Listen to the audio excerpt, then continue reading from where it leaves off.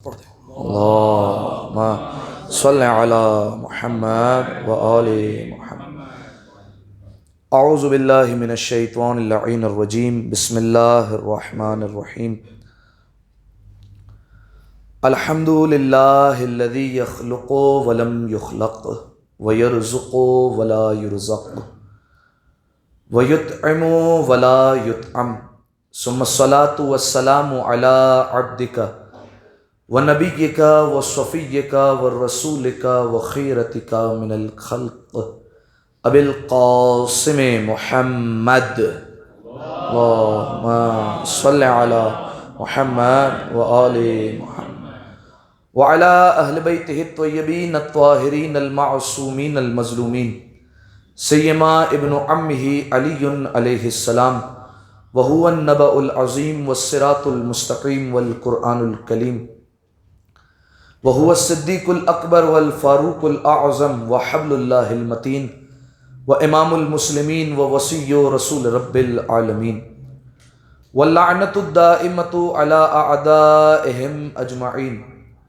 اما بعد فقد قال اللہ سبحانہ وتعالی فی محکم کتابہ المبین بسم اللہ الرحمن الرحیم وتزودوا فإن خیر الزاد التقوی صلوات علی محمد وآل محمد اللہم صل علی محمد وآل محمد۔ تمام تر تعریفیں اس ذات وحدہ لا شریک کے لیے کہ جس نے ایک بار پھر ہمیں روز جمعہ دیکھنا نصیب فرمایا، اور تمام تر شکر بھی اسی کی بارگاہ میں جس نے نماز جمعہ جیسی سعادت سے ہمیں ہمکنار فرمایا۔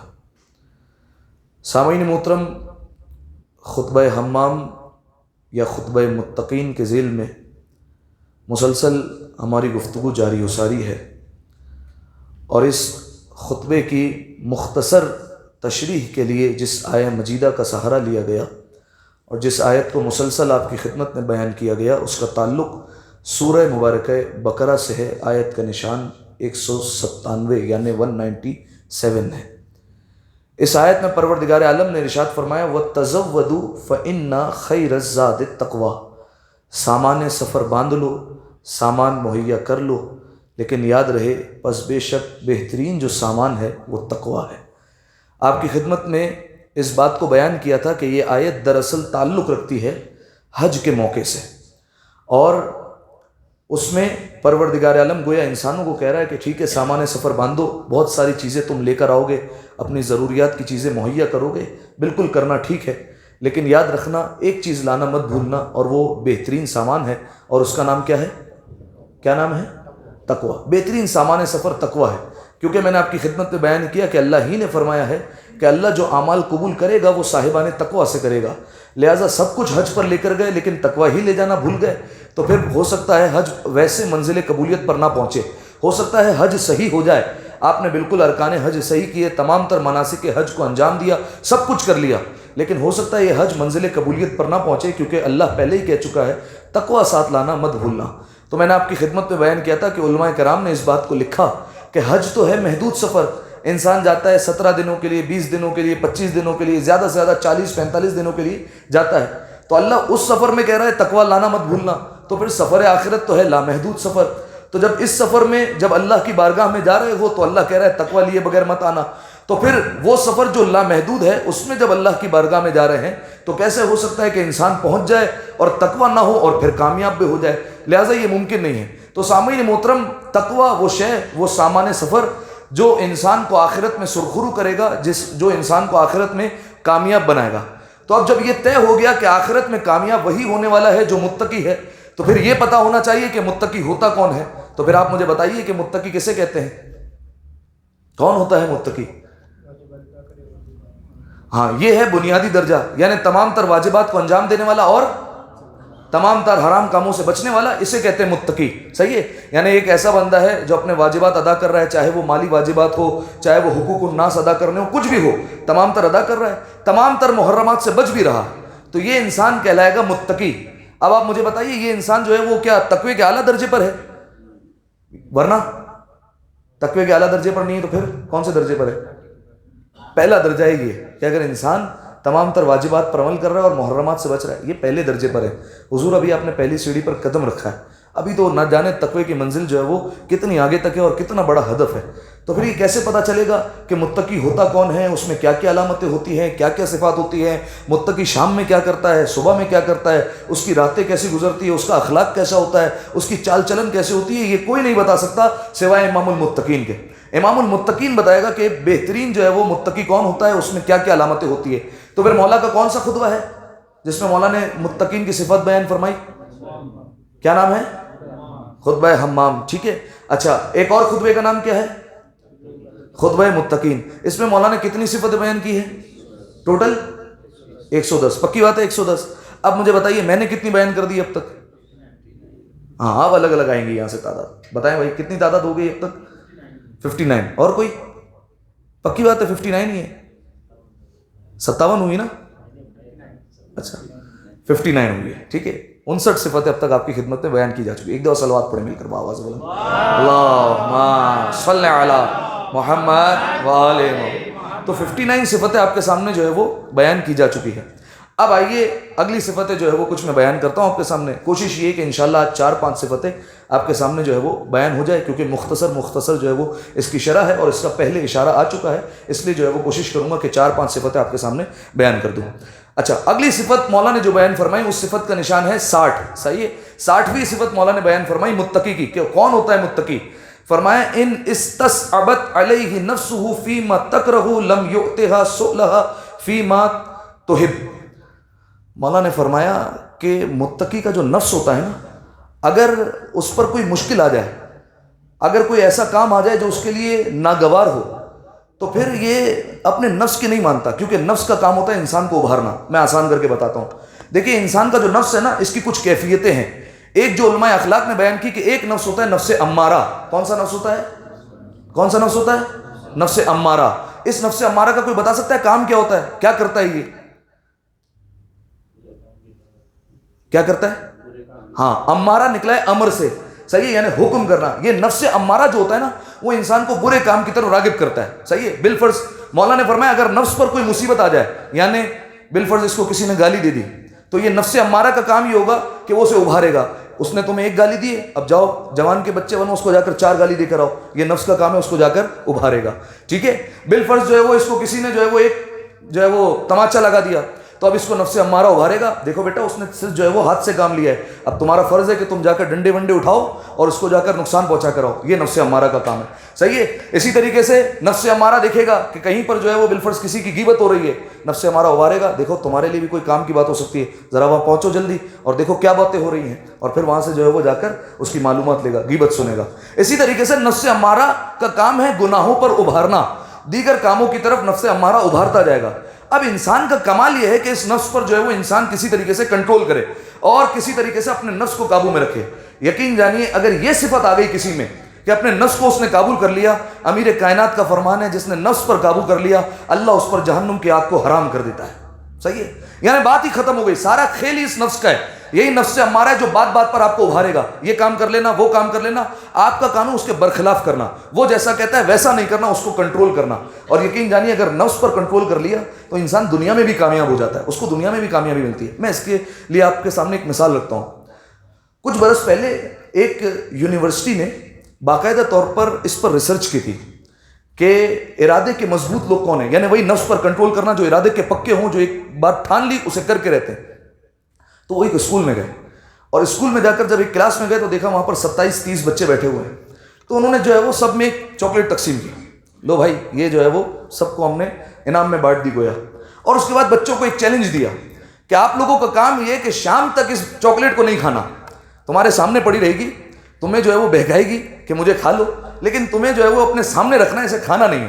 اچھا ایسا بھی نہیں ہے بیگ میں ڈال لے یا کہیں چھپا دے، نہیں، رکھنا بھی سامنے ہے. اور اس کے بعد یہ کوشش کرنی ہے کہ شام تک اس چاکلیٹ کو نہ کھاؤ. تو انہوں نے کہا یہ شام تک چیلنج ہے، شام میں دیکھیں گے اور جس نے جو ہے وہ چاکلیٹ نہیں کھائی ہو تو اس کو ایک اور انعام ملے گا. کہا ٹھیک ہے. سب بچوں کے سامنے چاکلیٹ رکھ دی. شام میں وہ دوبارہ آئے جو یونیورسٹی والے تھے، انہوں نے آ کر دیکھا 27 میں سے 21-22 بچے کھا گئے. صحیح ہے. صرف 4-5 بچے ایسے تھے جنہوں نے اس چاکلیٹ کو ہاتھ بھی نہیں لگایا اور نہیں کھائے. ٹھیک ہے.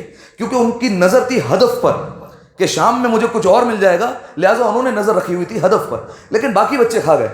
تو وہ یونیورسٹی کی ریسرچ یہ کہتی ہے کہ جب ہم نے 27-28 سال بعد دوبارہ تحقیق کی کہ وہ جن بچوں کا ہم نے امتحان لیا آج ذرا ان کے حال احوال دیکھو کہ وہ کہاں ہیں، تو کہا وہ جو 20-22 بچے تھے جنہوں نے چاکلیٹ کھا لی، وہ کہیں پر ڈرائیور تھا، کوئی جو ہے وہ کلرک تھا، کوئی جو ہے وہ پیون تھا، کوئی کہیں پر جو ہے وہ چھوٹی موٹی نوکری کر رہا تھا، لیکن جو وہ 4-5 بچے تھے اس میں سے کوئی انجینئر بنا ہوا تھا، کوئی سائنٹسٹ بنا ہوا تھا، کوئی جو ہے وہ بڑا لیکچرار تھا۔ تو اس طریقے سے جو ہے وہ کیونکہ ان کے ارادے مضبوط تھے، ان کو یہ بات آتی تھی کہ وہ کس طریقے سے اپنے نفس پر کنٹرول کرے۔ لہذا سامعین محترم، اگر کسی انسان میں یہ صفت آ جائے کہ وہ اپنے نفس کے برخلاف عمل کرے، اپنے نفس کو قابو کر لے، تو پھر جو ہے وہ اس کی آخرت بھی سنور گئی، اس کی دنیا بھی جو ہے وہ کامیاب ہو جائے گی۔ ایک دفعہ صلوات پڑھیں ذرا مل کر بآواز بلند، اللہم صلی علی محمد و آل محمد۔ اب یہ دیکھیے اس مثال میں صرف جو ہے وہ چاکلیٹ خالی مثال تھی، صحیح ہے؟ اب جو ہے وہ ہماری زندگی میں چاکلیٹ مثال نہیں ہے، ہو سکتا ہے ہماری زندگی میں بالفرض بڑی گاڑی مل رہی ہو، لیکن وہ بڑی گاڑی مل رہی ہو حرام طریقے سے۔ تو اب انسان کا نفس کا کام کیا ہے؟ انسان کا کام یہ اپنے نفس کو کنٹرول کرے کہ نہیں بھائی حرام طریقے سے نہیں کام کرنا ہے، حرام طریقے سے گاڑی نہیں لینی۔ ہو سکتا ہے کسی بھائی کا حق مار کر آپ کو بڑی پوسٹ مل رہی ہو، نفس آپ کو بہت ابھارے گا، ارے بڑی پوسٹ ہے، زندگی سنور جائے گی، نہ جانے کتنی تنخواہ ہوگی، کتنے جو ہے وہ لوگ آگے پیچھے گھومیں گے۔ انسان کا کام ہے کہ کسی طریقے سے اس نفس کو کنٹرول کرے، ٹھیک ہے؟ اور کئی مثالیں آپ بنا سکتے ہیں اپنی طرف سے۔ نفس جو ہے وہ کہے گا بھائی فجر کی نماز میں بھی وقت ہے، 1 گھنٹہ انتظار کر لیتے ہیں، اس کے بعد پڑھ لیں گے، ٹھیک ہے؟ آپ کا کام ہے اس نفس کو جو ہے وہ پیروں میں رکھ کر اٹھنا اور مصلی عبادت پر آ جانا، صحیح ہے؟ تو یہ کئی مثال جو ہے وہ ہم بنا سکتے ہیں۔ اچھا، یہ جب انسان نفس کو کنٹرول کرے گا، اس عمل کو کوئی بتا سکتا ہے کیا کہتے ہیں؟ یعنی انسان اپنے نفس کو آہستہ آہستہ پاک کر رہا ہے، اس کو کیا کہتے ہیں؟ ایک اصطلاح ہے، ایک ٹرمینالوجی ہے خاص نفس کو پاک کرنے کے لیے۔ نہیں اردو میں بتائیں۔ ہاں نہیں، ارے کیا بات ہے، صلوات پڑھیں ایک دفعہ مل کر بآواز بلند، اللہم صلی علی محمد وآلہ۔ تزکیہ نفس، تزکیہ کہتے ہیں پاک کرنے کو، یعنی جب انسان نفس پر کنٹرول کرے گا نا اور نجاستیں نکال کر باہر پھینکتا جائے گا، گندگی باہر نکال کر پھینکتا جائے گا، ایک مرحلہ آئے گا اس کا نفس پاک ہو جائے گا۔ یقین جانیے اگر نفس پاک نہیں ہے اور آپ اندر جو ڈالتے جائیں، آپ قرآن کی تعلیم ڈالتے جائیں، آپ علم بھرتے جائیں اندر، کوئی فائدہ نہیں ہونے والا۔ ہو سکتا ہے مختصر فائدہ ہو، لیکن چونکہ نفس پاک نہیں ہے تو فائدہ نہیں ہوگا۔ اسی لیے آپ دیکھیے سورہ جمعہ جو ہم پڑھتے ہیں اس میں اللہ کے رسول کو جو بھیجنے کا مقصد بیان کیا ہے، تو فرمایا کہ یتلو علیہم آیات، یہ رسول آ کر تلاوت کرے گا اور کیا کرے گا؟ وَيُزَكِّيهِمْ، اور تزکیہ نفس کرے گا۔ پھر اس کے بعد فرمایا وَيُعَلِّمُهُمُ الْكِتَابَ وَالْحِكْمَةَ، پہلے نفس پاک کرے گا پھر کتاب و حکمت کی تعلیم دے گا۔ یعنی اگر نفس پاک نہیں ہے تو یہ کتاب و حکمت جو ہے وہ کوئی کام آنے والی نہیں ہے۔ ایک مثال سن لیجیے اس کی۔ کسی دور میں غالباً شاید علامہ ہلی کا دور تھا، تو ایک کنویں میں نجس کتا گر گیا، تو جو ہے وہ اب کچھ عرصے بعد لوگوں نے محسوس کیا کہ اب اس پانی کا جو ہے وہ ذائقہ بھی بدل گیا ہے اور اس میں سے جو ہے وہ اب بدبو آنے لگی ہے، تو اب جو ہے وہ کیا کیا جائے؟ تو اب مختلف جو ہے وہ لوگوں کو بلایا جانے لگا۔ اب سارے کے سارے جو ہے وہ آیت اللہ بنے پھر رہے تھے وہاں پر، تو کسی نے کہا 10 ڈول نکال لو تو کافی ہے، اس کنویں سے 10 ڈول نکال کر باہر پھینک دو تو یہ پانی پاک ہو جائے گا۔ 10 ڈول نکال لیے۔ کسی نے کہا 50 ڈول نکال لو، تو 50 ڈول بھی نکال لیے، کچھ عرصہ رہے پھر پانی کی وہی کیفیت ہو گئی۔ تو پھر کسی نے کہا نہیں بھائی یہ 50 سے جو ہے وہ کچھ کام نہیں چلے گا، کم از کم جو ہے وہ 100-200 نکال کر باہر پھینکو۔ اب 100-200 جو ہے وہ نکال کر باہر پھینکے، کچھ عرصہ جو ہے وہ پانی پھر ٹھیک چلا، پھر جو ہے وہ وہی کیفیت ہو گئی۔ تو وہاں سے ایک حکیم صاحب کا گزر ہوگا، حکیم صاحب کو بتایا گیا بھائی یہ مسئلہ ہے، پانی بار بار ویسا ہو جاتا ہے، ہم نے 50 ڈول نکالے، 200 ڈول تک نکال لیے۔ تو اس حکیم صاحب نے بڑا اچھا سوال کیا، کتا نکالا تھا اندر سے؟ کہا نہیں وہ تو نہیں نکالا۔ کہا تو بھائی جب اندر سے کتا ہی نہیں نکالا، جب نجاست کو باہر ہی نہیں پھینکا ہے تو فائدہ کیا؟ آپ جو کرتے رہو۔ یہی معاملہ ہے تزکیہ نفس کا، اندر نفس پاک نہیں ہے، جو اندر بھیجتے رہو، جو کچھ کرتے رہو، ہو سکتا ہے مختصراً فائدہ دے لیکن اس کا فائدہ جو ہے وہ طولانی نہیں ہونے والا۔ ایک دفعہ صلوات پڑھے مل کر بآواز بلند، اللہم صلی علی محمد وآل محمد۔ تو 60ویں صفت مولا نے کیا بیان فرمائی متقی کی؟ فرمایا متقی وہ ہوتا ہے اگر اس کے نفس پر کوئی مشکل آ جائے، یعنی اگر اس کا نفس کوئی ناگوار صورت دیکھے تو اس کا نفس اس کو بہت ابھارے گا، لیکن یہ متقی وہ ہوگا جو اس کی من مانی خواہش کو پورا نہیں کرے گا۔ ٹھیک ہے، بات سمجھ میں آ گئی؟ اگر کسی کا کوئی سوال ہے تو پوچھ سکتا ہے، بات کلیئر ہے؟ اچھا، اس لیے سوال کرنے کا کہتا ہوں کیونکہ بعض لوگ آنکھیں کھلی رکھ کے سوتے ہیں، صحیح ہے، تاکہ وہ بھی جاگ جائیں۔ واضح بھائی سب؟ تو ایک دفعہ صلوات پڑھے مل کر بآواز بلند، اللہم صلی علی محمد و آل محمد۔ 2 صفتیں مسلسل جو ہے وہ میں آپ کے سامنے بیان کرتا ہوں۔ مولا نے فرمایا کہ قرۃ عینہ فیما لا یزول و زہادتہ فیما لا یبقی۔ فرمایا مولا نے کہ یہ جو متقی ہوتا ہے اس کی نظر ان نعمتوں پر نہیں ہوتی جو فنا ہو جانے والی ہے، بلکہ اس کی نظر ان نعمتوں پر ہوتی ہے جو ہمیشہ باقی رہنے والی ہوتی ہے. صحیح ہے. اب آپ مثالیں دیں مجھے ذرا، بتائیے، کوئی مثال دے سکتے ہیں، کچھ بتا سکتے ہیں؟ اس کی نظر ہوتی ہے ان نعمتوں پر جو باقی رہنے والی ہے، ان نعمتوں پر نظر نہیں کرتا جو فنا ہو جانے والی ہے. امیر کائنات کی وصیت یاد کیجیے، امیر المؤمنین کا آخری مرحلہ. امیر المؤمنین نے جب وصیت کی تو مولا نے فرمایا حسن اور حسین ولا تبغی الدنیا ان بغت کما، دنیا کے پیچھے خبردار مت بھاگنا، و ان بغت کما، اگرچہ یہ تمہارے پیچھے ضرور بھاگے گی تم مت بھاگنا. اگلا جملہ انتہائی خوبصورت.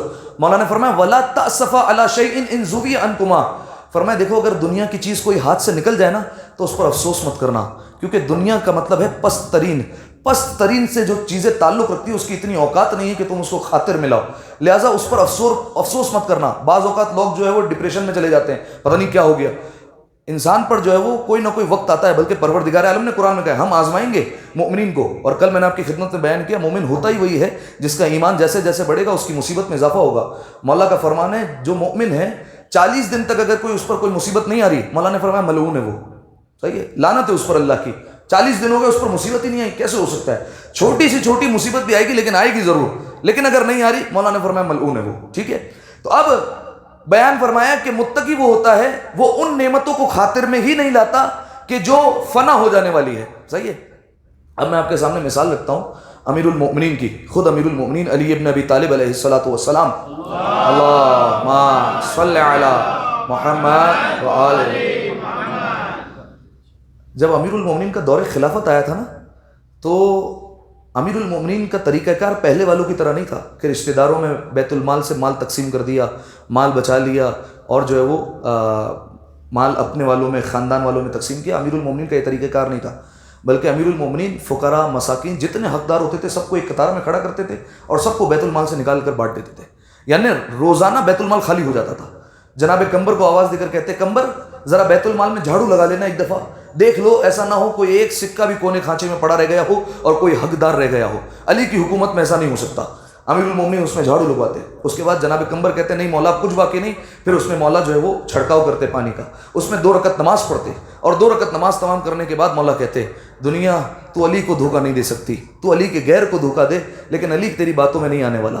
علی نے تجھے 3 طلاقیں دے دی ہیں، علی کو تو اپنے قابو میں نہیں کر سکتی. تو سامعین محترم، ایک صفت کیا ہو گئی کہ متقی وہ ہوتا ہے جو ان نعمتوں کو خاطر میں ہی نہیں لاتا، ان فانی چیزوں کی طرف جاتا ہی نہیں ہے جو عارضی ہے، فنا ہو جانے والی ہے، ان چیزوں کی طرف نہیں جائے گا. آئیے اب اس سے اگلی صفت، اور کن نعمتوں کی طرف جائے گا؟ جو باقی رہنے والی ہے. اس کی آنکھوں کو ٹھنڈک ہی اس وقت ملے گی جب یہ باقی رہنے والی نعمتوں کو دیکھتا ہے. اس کی کوئی مثال دے دے، کوئی ایسی ہستی بتا سکتا ہے، کوئی ایسی واقعہ بتا سکتا ہے ایسا کوئی کہ جس میں جو ہے وہ ایسی صورتحال ہو سامنے؟ تاریخ سے مثال دے.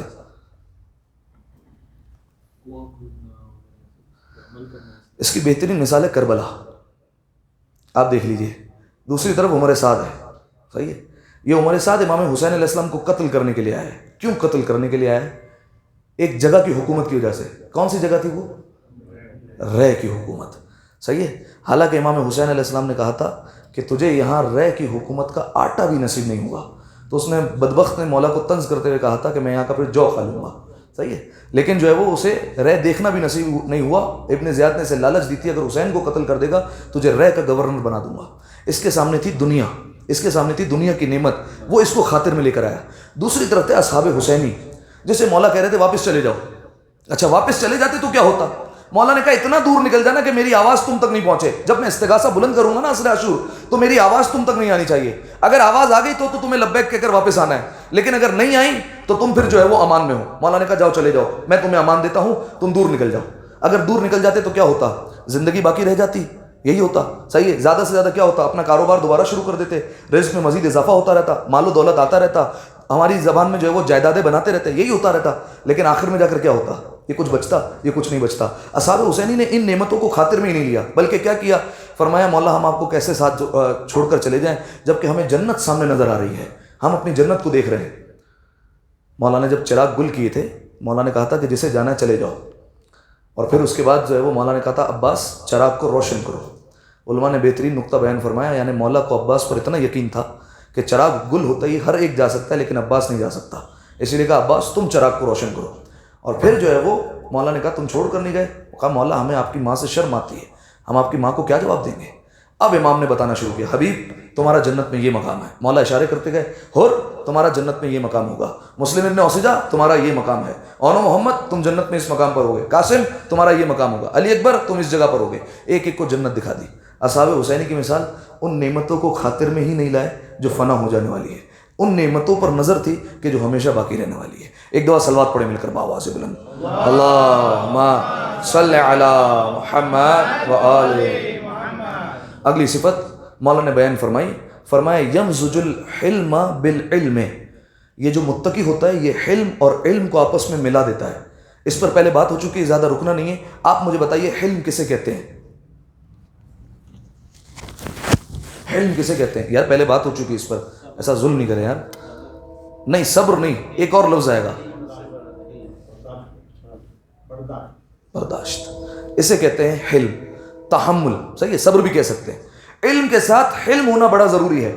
علماء نے جو روایت نقل کی اس کا مفہوم یہ ہے کہ اگر علم ہو انسان کے پاس لیکن حلم نہ ہو تو پھر علم کسی کام کا نہیں ہے، علم کام آنے والا نہیں جب تک حلم نہ ہو۔ اس کی میں مثال بہت زیادہ دیتا ہوں بچوں کی، ٹھیک ہے، 2 مسئلے سیکھ لیتے ہیں اور پھر والد اگر جو ہے وہ بالفرض خدا نہ خواستہ وضو غلط کر رہے ہیں تو والد کو کہتے ہیں آپ کو وضو کرنا نہیں آتا، ہمیں تو ایسا سکھایا گیا ہے، آپ کو اب تک وضو کرنا نہیں آیا۔ اچھا دیکھیے تبلیغ کرے وہ الگ بات ہے، ایک تبلیغ کا طریقہ ہوتا ہے، امر بالمعروف کا ایک طریقہ کار ہوتا ہے، لیکن اس طریقے کے برخلاف جا کر دل آزاری سے یہ کام لے تو پھر یہ غلط ہے، یعنی یہ کہا جائے گا اس کے پاس علم تو ہے لیکن حلم نہیں ہے۔ اسی طریقے سے ہمارے لیے جب ہمیں مطلب مدرسے میں خطابت وغیرہ سکھائی جاتی ہے تو جو خطابت سکھانے والے وہ مزاحی انداز میں کہتے ہیں جب ممبر پر تقریر کر رہے ہو اور تقریر کرتے ہوئے جب اتر رہے ہو تو سامنے سے دیکھو، اگر بزرگ آ رہا ہے تو سمجھ لو تمہارے پر سوالات کی بوچھار ہونے والی ہے، ٹھیک ہے، اب تم پر جو ہے وہ سوالات کی برسات ہوگی، اس وقت ڈرو، یہ سکھایا جاتا ہے۔ اچھا دیکھیے اگر سیکھنے کے لیے آ رہا ہے تو وہ الگ بات ہے، لیکن اگر سکھانے کے لیے آ رہا ہے تو یہ غلط ہے، ٹھیک ہے۔ کئی ایسے ہوتے ہیں افراد جو آپ کو سکھانے کے لیے آئیں گے، آپ کو بتائیں گے نہیں مولانا صاحب ایسا نہیں، ایسا ہی مسئلہ ہے، صحیح ہے۔ اب ان کے پاس اگر بالفرض وہ صحیح بھی کہہ رہے ہیں تو علم ہے لیکن حلم نہیں ہے، تحمل نہیں ہے، برداشت نہیں۔ اس کے ڈھیر سارے واقعات ہو سکتے ہیں جو میں نے پہلے بیان کیے، اگر آپ میں سے کوئی ایک اشارہ کرنا چاہے تو اشارہ کر سکتا ہے۔ اہل بیت علیہ السلام کی زندگی میں یا صحابیوں کی زندگی میں علم ہو اور حلم کا بھی مظاہرہ ہو۔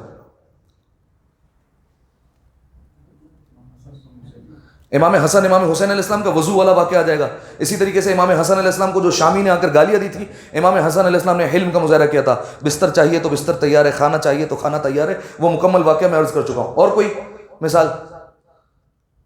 امیر کائنات کی صحابی، بے شمار مثالیں مل جائیں گی، جناب مالک اشتر، جب مالک اشتر کو برا بلا کہہ دیا، کسی کو پتہ نہیں تھا یہ مالک اشتر ہے اور علی کے فوج کے جو ہے وہ کمانڈر ان چیف ہے، سپہ سالار ہے، پتہ نہیں تھا، لیکن جو ہے وہ جیسے ہی پتہ چلا کسی نے کہا کسے برا کہہ دیا پتہ ہے تمہیں؟ کہا نہیں، کہا یہ مالک اشتر ہے علی کی فوج کے سپہ سالار۔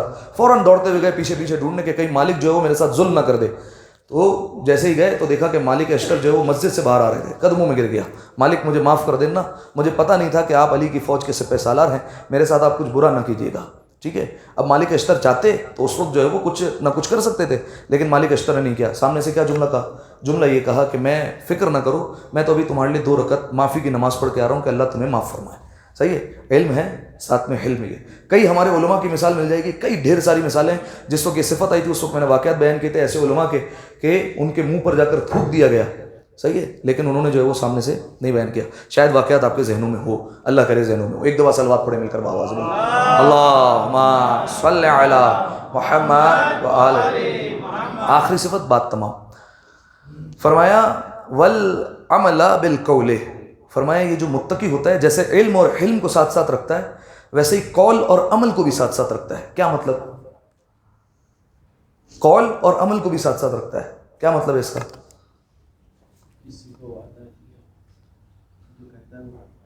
آسان الفاظ میں جو کہتا ہے وہ کرتا ہے، صحیح ہے۔ صرف زبانی دعوے نہیں ہوتے کہ زبان سے بس ایک بات کہہ دی، بھائی بہت ساری مثالیں، ماں باپ چاہتے ہیں کہ ہمارا بچہ اول وقت میں نماز پہ جو ہے وہ مصلی بچھا لے، بچے کو ڈانٹیں گے نماز پڑھو، ابھی تک نماز نہیں پڑھی تم نے، خود والد صاحب آپ نے پڑھ لی؟ نہیں ابھی ہم نے نہیں پڑھی، ابھی تو ہم بعد میں پڑھیں گے، ٹھیک ہے۔ اسی طریقے سے جو ہے وہ کئی مثالیں جو ہے وہ اس طریقے سے بن جائیں گی۔ تو متقی وہ ہوتا ہے جو قول اور عمل کو ساتھ رکھتا ہے۔ قرآن میں بھی ارشاد ہے یا ایھا الذین آمنوا لما تقولون ما لا تفعلون، فرمایا اے ایمان والو وہ کرتے کیوں نہیں ہو جو کہتے ہو، تم صرف ایسا کرتے کیوں نہیں ہو، صرف زبانی دعوے کیوں ہیں؟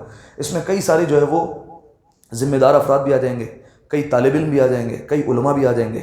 ایسا عالم جو صرف کہتا ہے عمل نہیں کرتا، اس کی روایت میں بہت زیادہ مذمت ہے۔ رسول اللہ نے خود بیان فرمایا کہ دو طرح کے عالم ہیں، ایک وہ عالم ہے جو کہتا ہے اور عمل بھی کرتا ہے، یعنی عالم با عمل، فرمایا وہ نجات یافتہ ہے، وہ نجات پا جائے گا۔ لیکن ایسا عالم جو صرف کہتا ہے عمل نہیں کر رہا، تو پھر روایت کے مفہوم ہے کہ جہنم کے شعلے اس کا انتظار کر رہے ہیں۔ ایسا عالم جو عمل نہیں کرتا، اس کی باتیں بے اثر ہوتی ہیں، اس کی باتوں میں اتنا ہی اثر ہوتا ہے، معصوم نے فرمایا کہ جیسے ایک پتھر پر پانی پھینک دیا جائے، پتھر پر پانی جائے گا فوراً پانی پھسل کر گر جائے گا، ٹھیک ہے، یعنی لوگوں کے دلوں پر اس کی جو ہے وہ باتیں جائیں گی، لیکن وہاں سے جو ہے وہ فوراً گر جائیں گی اور باتیں جو ہے وہ اثر نہیں کریں گی۔ ایسا تو خلاصہ کلام یہ کہ جو متقی ہوگا وہ اپنے عمل سے بھی تبلیغ کرے گا، صرف قول سے تبلیغ نہیں کرے گا، عمل سے بھی کر کے دکھائے گا۔ ایک مثال دوں، جناب اویس کرنی کون سے صحابی ہے، کوئی بتا سکتا ہے؟ رسول خدا کے صحابی، کوئی اس کی خاصیت بتا سکتا ہے؟ ہاں، جناب اویس کرنی وہ واحد صحابی رسول ہیں جنہوں نے رسول اللہ کو دیکھا ہی نہیں تھا، ٹھیک ہے، زیارت ہی نہیں کی تھی۔ صحابی کہتے ہی اسے ہیں جو رسول اللہ کو دیکھے، رسول اللہ پر ایمان لائے، اسے کہتے ہیں صحابی۔ لیکن جناب اویس کرنی وہ واحد صحابی رسول ہیں جنہوں نے رسول اللہ کی زیارت ہی نہیں کی تھی۔ آئے تھے اپنی ماں کو کہہ کر کہ میں جا رہا ہوں رسول اللہ سے ملنے، ماں نے کہا تھا کہ بیٹا مغرب سے پہلے پہلے واپس آ جانا۔ اب انتظار کر رہے ہیں، معلوم ہوا رسول اللہ باہر گئے ہوئے ہیں، انتظار کر رہے ہیں، وقت قریب آ گیا مغرب کا۔ چاہتے تو رسول اللہ کا انتظار کر سکتے تھے، لیکن کہا ماں سے وعدہ کر کے آئے، واپس آ گئے۔ رسول اللہ جب آئے تو رسول اللہ نے کہا مجھے اویس کی خوشبو سنائی دے رہی ہے، مجھے اویس کی خوشبو جو ہے وہ محسوس ہو رہی ہے، میں اویس کی خوشبو سونگھ سکتا ہوں۔ اور پھر رسول اللہ نے انہیں گویا صحابیت کا درجہ دیا۔ یہ اویس کرنی اگر کہتے تھے عبادت کرو لوگوں کو، تو پھر کر کے بھی بتاتے تھے۔ ان کے بارے میں مشہور ہے کہ جب رات کو مسجد میں آتے تھے، مسجد میں عبادت کرنے کے لیے، تو اپنے آپ سے کہتے تھے اے اویس آج کی رات فقط رکوع میں ہی گزار دو، صحیح ہے، اور پھر پوری رات رکوع کرتے تھے۔ اگلی رات آتے تھے اے اویس آج کی رات فقط اور فقط سجدہ کرو، تو سجدہ کرتے تھے۔ اور جب آ کر ان کو کہتا تھا کوئی کہ اویس اتنی لمبی لمبی راتیں نماز جو ہے وہ پڑھتے ہو، عبادتیں کرتے ہو، رکوع میں رہتے ہو، سجدے میں رہتے ہو، تو سامنے سے حسین جملہ کہتے تھے یہ رات لمبی کہاں ہے، میں تو یہ دعا کرتا ہوں کہ یہ رات اللہ قیامت تک طول دے دے اور اویس سجدے کی حالت میں پڑا رہے۔ جناب اویس کرنی، ایک دفعہ صلوات پڑھیں مل کر بآواز بلند، اللہم صلی علی محمد وآل محمد۔ جس حساب سے لوگ بیٹھے ہیں اس حساب سے صلوات پڑھیں، اللہم صلی علی محمد۔ تو آج آپ کی خدمت میں نے کتنی صفتیں بیان کر دی ہیں؟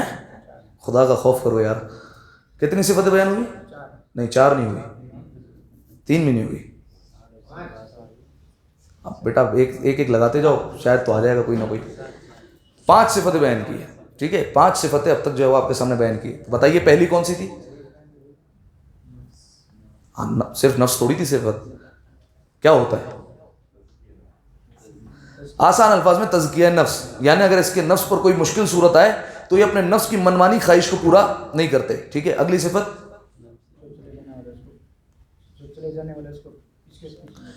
جو نعمتیں فنا ہو جانے والی ان کو خاطر میں نہیں لاتے، 2، اور جو نعمتیں ہمیشہ باقی رہتی ہے ان کے ذریعے سے ان کی آنکھوں کو ٹھنڈک ملتی ہے، صحیح ہے، 3۔ چوتھی صفت علم اور حلم کو دونوں کو جو ہے وہ ساتھ رکھتے ہیں۔ 5ویں صفت قول اور عمل کو جو ہے وہ دونوں ساتھ رکھتے ہیں، ٹھیک ہے۔ یہ 5 صفت ہو گئی، اللہ خیر کرے 5 صفتیں یاد نہیں، 64 صفتیں ہو گئی، وہ کیسے یاد رہیں گی آپ کو؟ ایک دفعہ پھر مل کر بآواز بلند صلوات پڑھیں، اللہم صلی علی محمد وآل محمد۔ اعوذ باللہ من الشیطان اللعین الرجیم، بسم اللہ الرحمن الرحیم، والعصر ان الانسان لفی خسر الا الذین آمنوا وعملوا الصالحات وتواصوا بالحق وتواصوا بالصبر۔ مل کر 3 دفعہ بآواز بلند صلوات پڑھ دیں، اللہم صلی علی محمد وآل محمد، اللہم صلی علی محمد وآل محمد، اللہم صلی علی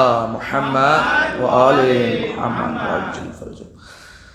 اعوذ باللہ من الشیطان اللعین الرجیم، بسم اللہ الرحمن الرحیم، الحمد للہ رب العالمین، اللہم لک الحمد بدیع السماوات والارض، ذا الجلال والاکرام، رب الارباب والہ کل معلوق وخالق کل مخلوق ووارث کل شیء لیس کمثلہ شیء وهو بكل شيء محيط، انت الله لا اله الا انت الاحد المتوحد الفرد المتفرد، وانت الله لا اله الا انت الكريم المتكرم العظيم، والصلاة والسلام على محمد النبي الرحمة سيد المرسلين، وعلي بن أبي طالب سيد الوصيين وفاطمة الزهراء سيدة النساء العالمين وحسن المجتبى حجة الله على الخلق أجمعين والحسين الشهيد المظلوم وارث أمير المؤمنين وعلي بن الحسين زين العابدين ومحمد بن علي باقر علم الأولين والآخرين وجعفر بن محمد الصادق الصديق والمقتدي بآبائه الصالحين وموسى بن جعفر الكاظم من أولاد النبيين وعلي بن موسى الرضا من إترة بررة المتقين ومحمد بن علي الجواد ولي المؤمنين وعلي بن محمد السراج المنير إمام الخاشعين والحسن بن علي سيد الأوصياء المنتجبين والخلف القائم المهدي المنتظر الحجة بعد آبائه على خلقك المعدي النبي ووارث علم الماضيين من الوصيين الذي ببقائه بقية الدنيا وبيمنه رزق الورى وبوجوده ثبتت الأرض والسماء وبه يملأ الله الأرض قسطا وعدلا كما ملئت ظلما وجورا وعجل لنا اللهم ظهوره إنهم يرونه بعيدا ونراه قريبا برحمتك يا أرحم الراحمين اللهم افتح لي أبواب توبتك ورحمتك ورزقك الواسع إني إليك من الراغبين وأتمم لي نعمك إنك خير المنعمين اللهم اجعل بقية عمري في أداء فرض الجمعات والحج والعمرة ابتغاء وجهك يا رب العالمين وصلى الله على محمد وآله الطيبين الطاهرين والسلام عليه وعليهم.